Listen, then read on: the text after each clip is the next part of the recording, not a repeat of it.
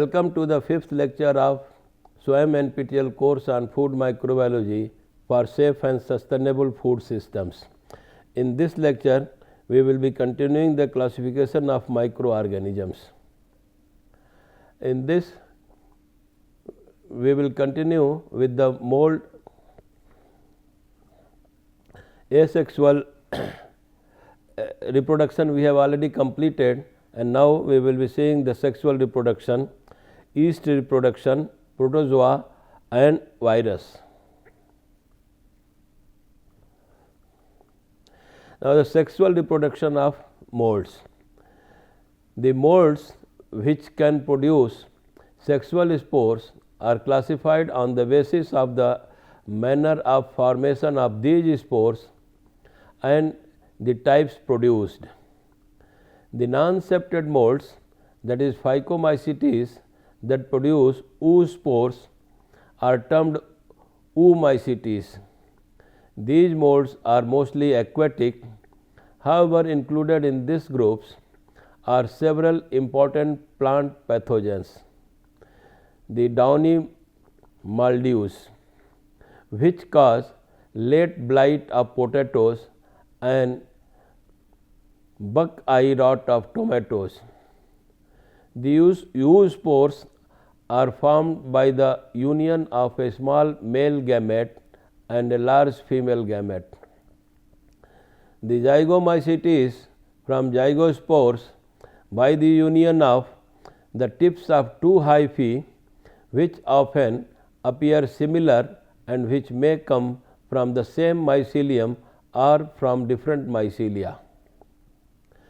Both oospores and zygospores are covered by a tough wall and can survive drying for long periods.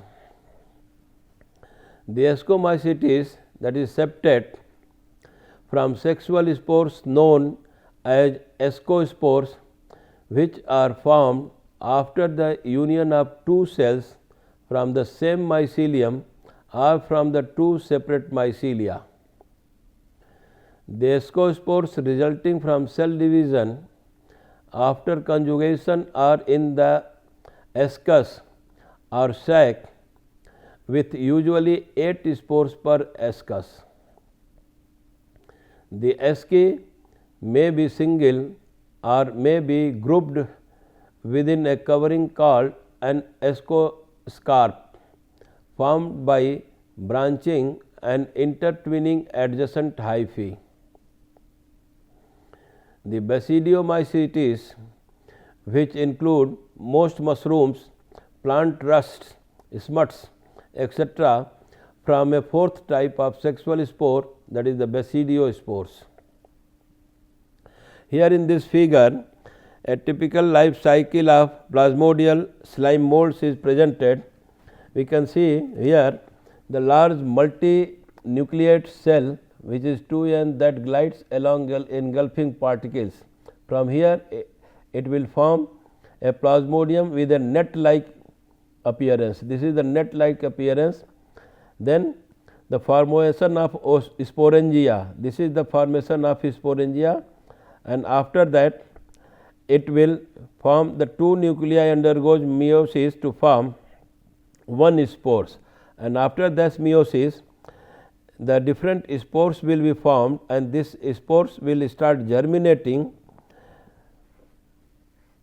and then it will be divided into amoeboid cells or flagellated cells. These flagellated cells, they again will combine together, and these also they combine together to form the zygote formation, followed by mitosis to form a multinucleate plasmodium, which will again, due to mitosis, this will form the bigger molecule. Molds of industrial importance. Mucor are involved in the spoilage of some foods and the manufacture of others. Widely distributed species is Mucor racemosus. Mucor roxae is used in the amylo process for the saccharification of starch, and Mucor help ripening some cheeses, for example gamelost, and are used in making certain oriental foods. Zygorhynchus, the another mold, which is a soil mold, are similar to mucor except that the zygospore suspensors are markedly unequal in size. Rhizopus stolonifer, the so called bread mold, is very common and is involved in the spoilage of many foods, for example berries, fruits, vegetables, breads, etc. Absidia is similar to Rhizopus except that sporangia are small and pear shaped. Thamnidium elegans is found on meat in chilling storage, causes viscous on the meat. Geotrichum candidum, which is also known as Oospora lactis, often called the dairy mold, gives white or cream colored growth. Neospora, that is also known as Monilea, the most important species in foods, sometimes is termed the red bread mold because its pink, loose textured growth often occurs on bread. It also grows on sugarcane bagasse and on various foods. The perfect or ascosporogenous stage is very rarely seen. Sporangium is saprophytic species and found growing on chilled meats. It causes white spots. Botrytis, it causes a disease of grapes but may grow saprophytically on many foods. Ergotism is the effect of long term ergot poisoning, traditionally due to the ingestion of the alkaloids produced by the Claviceps purpurea, which it is a fungus which infects rye and cereals. This can also cause due to aerolin based drugs. It is also known as ergotoxicosis, the ergot poisoning, and St. Anthony's fire. Now, the yeasts. The yeasts are simple single celled fungi. They are mainly saprophytic and usually grow on plant foods. Yeast cells may be oval, rod shaped, or spherical. They are longer than bacteria. Under a higher power microscope, a distinct nucleus is visible. Yeasts may be spherical to ovoid, lemon shaped, pear shaped, cylindrical, triangular, or even elongated into a false or true mycelium. They also differ in size. Visible parts of the structure are the cell wall, which may be metachromatic, albuminous, or starchy. Special staining is necessary to demonstrate the nucleus. Now, the reproduction, the asexual reproduction. Most yeasts reproduce asexually, a process in which some of the protoplasm bulges out the cell wall. The bulge grows in size and finally walls off as a new yeast cell, for example in Saccharomyces cerevisiae. This is also presented in the adjacent figure where the bulging appears. This bulge grows in size and ultimately the separate daughter cells is separated out. In some yeasts, notably some of the film yeasts, the bud appears to grow from a tube-like projection from the mother cell. Replicated nuclear material is divided between the mother and daughter cells. A few species of yeast reproduce by fission and one reproduces by a combination of fission and budding both, that is in the case of Saccharomyces pombe. The sexual reproduction in yeast. Sexual reproduction of true yeast, that is Ascomycotina, results in the production of ascospores, the yeast cell surviving as ascus. The formation of ascospores follows conjugation of two cells in most species of true yeasts, but some may produce ascospores without conjugation, followed by conjugation of ascospores or small daughter cells. The usual number of spores per ascus and the appearance of the ascospores are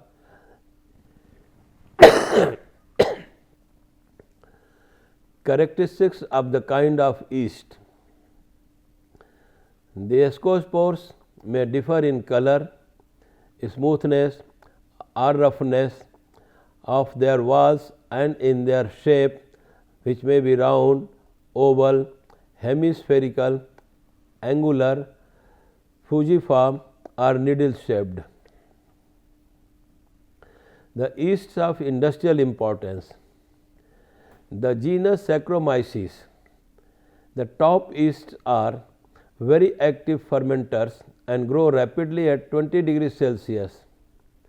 The clumping of the cells and the rapid evolution of carbon dioxide sweep the cells to the surface, hence the term top yeast.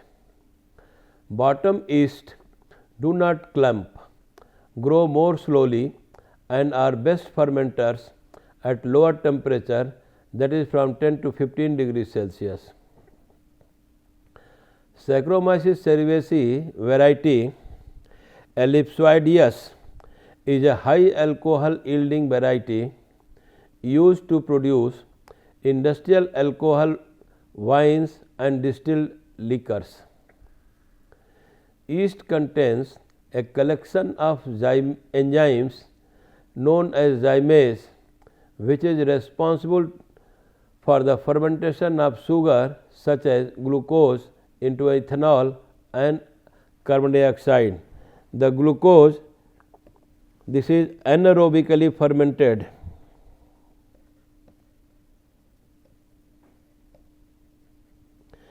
to ethanol and carbon dioxide, whereas in plenty of oxygen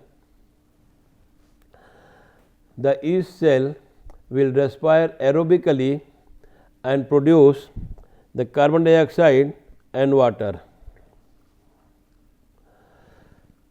Saccharomyces euverum, a bottom yeast, is used in making beer.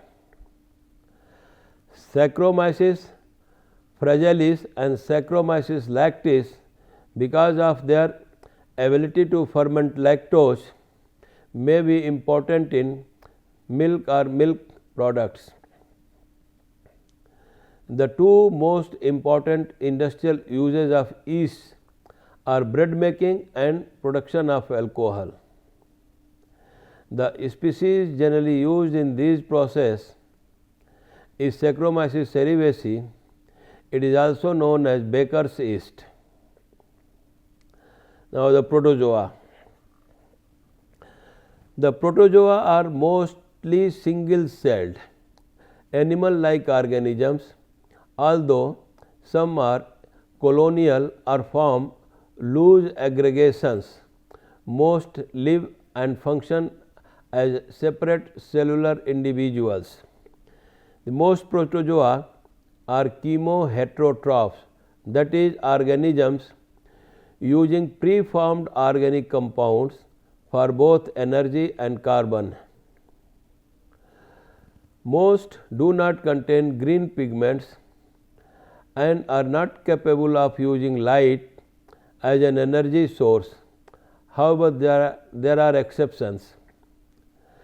They live in a variety of habitats including fresh and salt water and inside multicellular organisms including humans and other animals. Most protozoa are free living organisms that obtain nutrients from decaying organic materials or feed on bacteria, smaller eukaryotic cells. Some are parasites and some are pathogens capable of causing disease in human and other animals. Here in the adjacent figure, the different parts of protozoa has been mentioned. The protozoa reproduction. Protozoa like fungi and algae can reproduce themselves both asexually and sexually. There are many variations on these basic themes, but some of the most commonly encountered forms of reproduction are mentioned below. The first is asexual reproduction. Asexual reproductive process allow individuals to reproduce without interacting with other cells. In eukaryotic organisms, asexual reproduction requires mitosis, that is the separation of the chromosome, and cytokinesis, that is the separation of the cytoplasm, forming new daughter cells. Some specific examples include binary fission.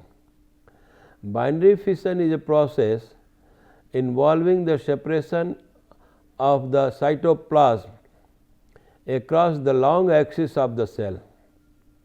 Most protozoa reproduce by binary fission.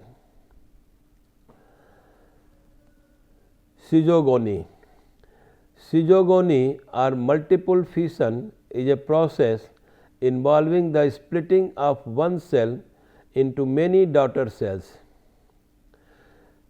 Sporozoans in the genus Plasmodium reproduce by means of schizogony while inside human RBCs. The another is budding. Budding involves an unequal division of the protoplasm and results in the formation of a bud at the margin of a cell. If conditions are favorable, the bud will grow and eventually separate from the cell, but if conditions are poor, the bud may die with little consequence to the mother cell. The sexual reproduction.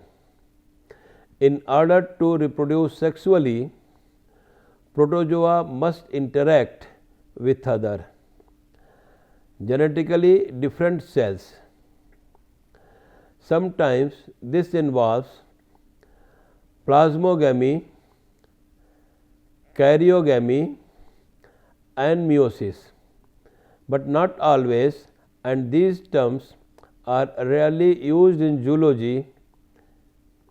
The two examples of sexual reproductions include syngamy and conjugation. Syngamy. The syngamy involves the fusion of two haploid cells to form a diploid zygote. Protozoa in the genus Plasmodium undergo syngamy while inside mosquitoes. Conjugation. The conjugation requires that two cells with different genetic content meet and position themselves side by side. Portions of the cell membrane fuse, allowing the formation of a cytoplasmic bridge, and then segments of genetic materials, that is DNA, are exchanged between the two cells. Following conjugation, the cells separate again, but each one is now carrying a new combination of genetic material. Now, the viruses. Viruses are simple acellular entities consisting of one or more molecules of either DNA or RNA enclosed in a coat of protein, and sometimes in addition substances such as lipids and carbohydrates. They can reproduce only within living cells and are obligately intracellular parasites. Viruses are cultured by inoculating living hosts or cell cultures with a virion preparation. Purification depends mainly on their large size relative to cell components, high protein content, and great stability. The virus concentration may be determined from the virion content. The virus concentration may be determined from the virion count or from the number of infectious units. All viruses have a nucleocapsid composed of a nucleic acid surrounded by a protein capsid that may be icosahedral, helical, or complex in structure. Capsids are constructed of protomers that self-assemble through non-covalent bonds. A membranous envelope often lies outside the nucleocapsids. The more variety is found in gametes, the more variety is found in the genomes of viruses than in those of prokaryotes and eukaryotes. They may be either single-stranded or double-stranded DNA or RNA. The nucleic acid strands can be linear, closed circle, or able to assume their shapes. Viruses are classified on the basis of their nucleic acids characteristics, capsid symmetry, the presence of or absence of an envelope, their hosts, the disease caused by animal or plant viruses, and other properties. Viruses are quite different from prokaryotic and eukaryotic microorganisms and are studied by virologists. For example, the size and morphology of different viruses has been given, like this is the Vaccinia virus, this is paramyxovenous or mumps virus, this is herpes virus.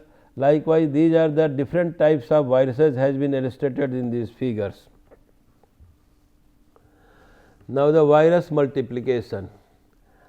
As viruses are obligate intracellular pathogens, they cannot replicate without the machinery and metabolism of a host cell.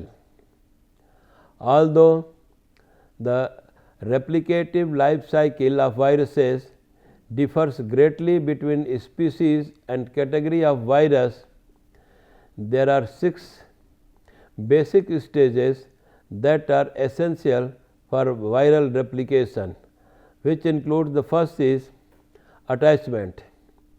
The viral proteins on the capsid or phospholipid envelope interact with the specific receptors on the host cellular surface. This specificity determines the host range, that is the tropism of a virus. Then next comes the penetration. The process of attachment to a specific receptor can induce conformational changes in virus capsid proteins or the lipid envelope that results in the fusion of viral and cellular membranes. Some DNA viruses can also enter the host cell through receptor mediated endocytosis. Then uncoating. The viral capsid is removed and degraded by viral enzymes or host enzymes, releasing the viral genomic nucleic acid. The replication. After the viral genome has been uncoated, transcription or translation of the viral genome is initiated. It is this stage of viral replication that differs greatly between DNA and RNA viruses and viruses with opposite nucleic acid polarity.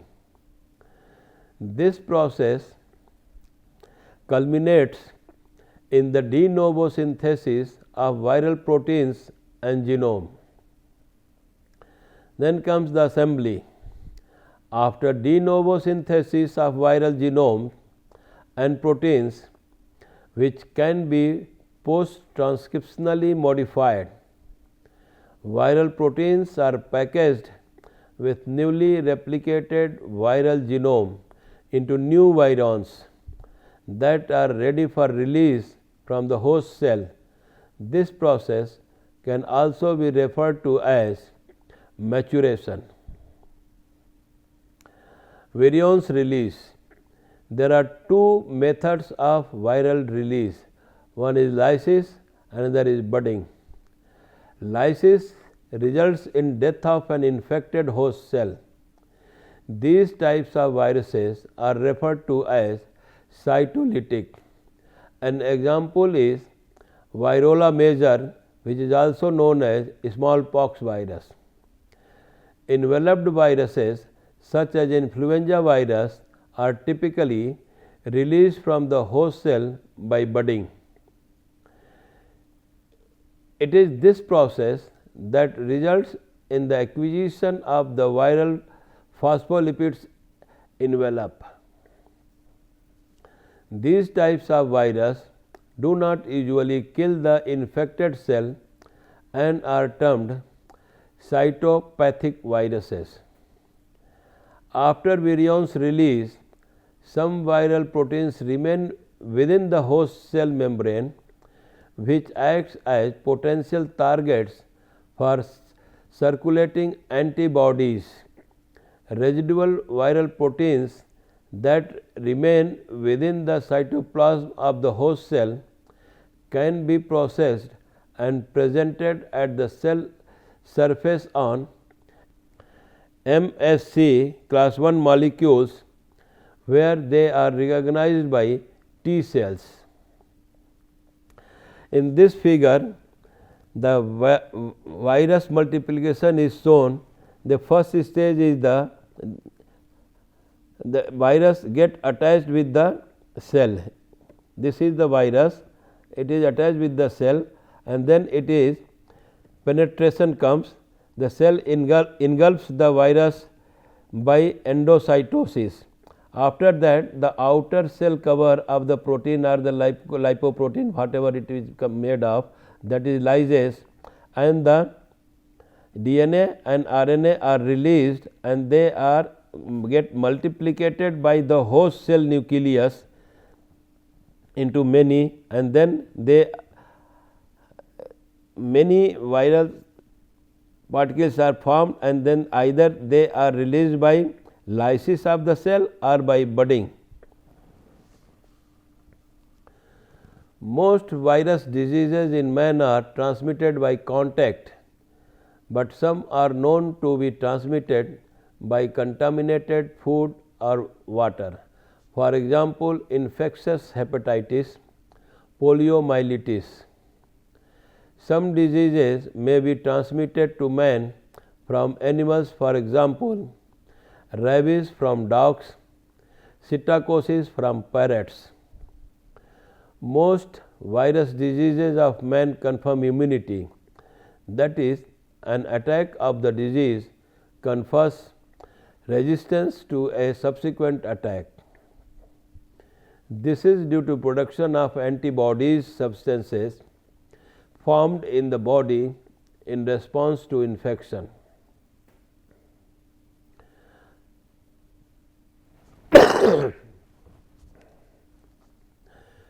Artificial immunity may be conferred by means of vaccination. A vaccine consists of a weakened or dead form of pathogen, and when it is injected into the body, it induces antibody production. Psittacosis, which is caused by parrot and caused by the contact with feces of infected bird or dust of the cage. Person may cough, vomit and have chest pains, fever and chills. Myxomatosis, which is also known as MIXI, is a disease which affects rabbits. It is caused by myxoma virus and causes localized skin tumors. The another viral disease is distemper, and the examples are canine distemper, which is a disease of dogs, feline distemper, which is a disease of cats, phocine distemper, which is a disease of seals. The infection of respiratory tracts, pneumonia, gastrointestinal tract infections and encephalitis are some other diseases which are caused by the viruses. That is all for today. Thank you very much.